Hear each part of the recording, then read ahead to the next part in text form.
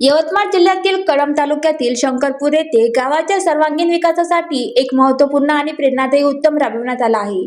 गावे वाचली पाहिजेत, ती समृद्ध झाली पाहिजेत या ध्येयाने प्रेरित होऊन वंदनीय राष्ट्रसंत तुकडोजी महाराज यांच्या विचारातून 21 मार्च 22 मार्च 2024 रोजी गुरुदेव ग्राम संरक्षण दल निर्माण शिबिर यशस्वीपणे संपन्न झाले. या 2 दिवसीय शिबिरात विविध गावातील तब्बल 40 युवकांनी सहभाग घेतला.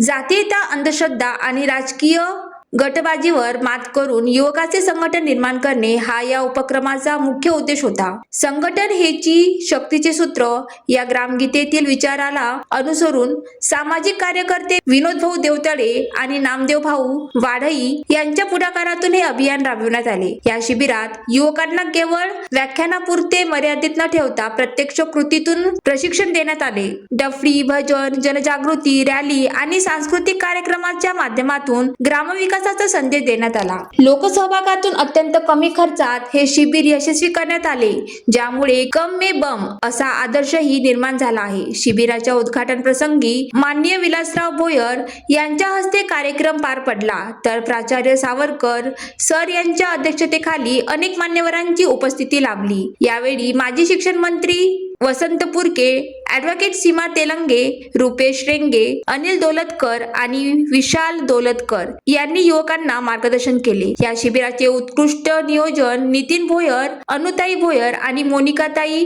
कोटजावळे यांनी केले, तर सूत्रसंचालन अक्षय कोटजावळे यांनी पार पाडले.